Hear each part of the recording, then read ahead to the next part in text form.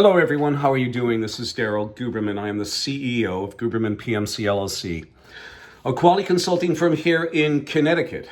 And we've been in business now 13 years, assisting companies in consultation, also ISO certification and other items as well. We've been involved with quality for over 40 plus years, spanning aerospace, medical implants, materials printing, and plastic distribution. Today, I want to bring out Charles Schumer, who's the Senate Majority Leader, who said that the Israelis should kick Benjamin Netanyahu out of office. I mean, I don't agree with this guy all the time, not Schumer, but Netanyahu. But nevertheless, you have one Jewish guy going against another. This has been nothing new throughout history. So I'm going to tell you this. Charles Schumer gets his ass kicked by Daryl Guberman and the Merchant of Venice from Shakespeare. But I want to tell you a little bit of history about me. When we moved into this small town in Connecticut, and I went to grammar school, I used to get called Dirty Jew, rocks thrown at me, kike, all the rest of that. When I tried to play games with these same kids, they try to push me, they try to knock me down. And so I got very proficient doing half-court shots because I didn't want to go too close to the basket because they tried to trip me. Well, my goal, after all of this, after being teased, I would come home and I'd talk to my mom. My mom would say, Daryl, they're jealous of you, don't worry. And about 25 years later, of course, after your parents die, you could never go back and tell them, Mom, you were right. The person who persecuted me the worst came up to me and he said, Daryl, I didn't have parents. My mother had to work. My parents got divorced. He said, I was jealous of you and the fact that you came to school nice. You always smelled nice. You looked nice. I said, now you tell me about it. But you know what? You gave me the power as to who I am today because I took all of that junk that they allowed inside of my head about Dirty Jew and all the rest. And I got that as well. I was at a plastic distribution company that the guy said, September 7th, I'm not going to tell you the date and all this, and he said the only reason why we got ISO certified was that the auditor's a Jew just like you. At an aerospace company, I was told because the vice president of quality was Jewish and he was very oppressive with his personnel. They said, Daryl, you're not going anywhere because you're Jewish. And those people, the subordinates that are going to interview you, they're going to hold you back. So you've got to get out of the department. So we'll go back in history. My goal was to make it into the Mr. America. The kids would tease me. I worked out starting at 14 years old. I worked out. And I went into other contests. I placed first in Fairfield County, second in the East Coast, second in the Mid-Atlantic States. In 1982, I was 19 and I learned my lesson well. My buddy was doing a lot of steroids. I was in the teenage class. I placed second. My buddy placed first, but he lost overall. Do you know who he lost overall to? The promoter's nephew.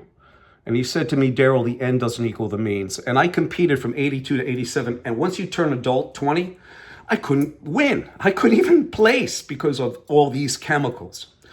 So I kept on working out. And in 1995, after I took a hiatus in 1987, still worked out.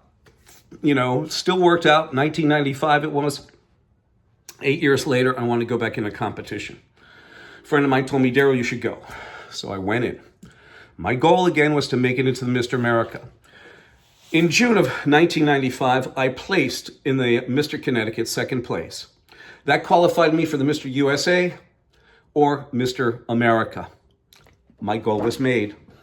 I made it without steroids, without any of that mess that you hear. You see one of these guys going down Santa Monica Boulevard driving his Ducati and smoking a cigar. You have another guy who got picked up in Australia with growth hormone, and that is cheating. I did that from sheer guts and nerve and tenacity. That's who I am.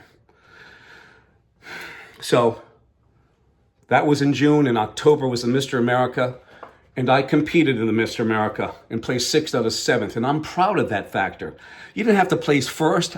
I got my bronze medal that says Mr. and Miss America in 1995. I was proud. I was honored to do that.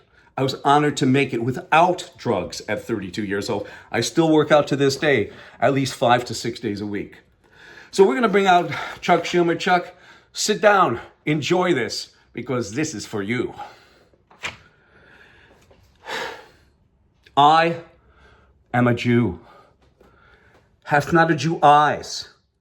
Hath not a Jew hands and organs, dimensions, senses, affections, passions, fed with the same food, hurt by the same weapons, affected by the same diseases, healed by the same means, warmed and cooled by the same winter and summer as the Senate and Congress are? If you prick us, do we not bleed? If you tickle us, do we not laugh? If you poison us, do we not die? And if you wrong us, do we not revenge? If we are like you and the rest, we will resemble you in that. If a Jew wrong the Senate and Congress, what is his humility? Why, revenge. If the Congress and Senate wrong the Jews, what should their sufferance be per Congress and Senate's own ideas? Revenge. The villainy, Chuck, and the rest of the senators and congressmen show me. It will go hard, but we, Chuck, will be the better instructor. My telephone number is 203-556-1493 or Daryl, Daryl, TQRS, at yahoo.com. And I will say this poem, this saying from Thomas Paine. I love the man who can smile in trouble, who can gather strength from distress and grow brave by reflection.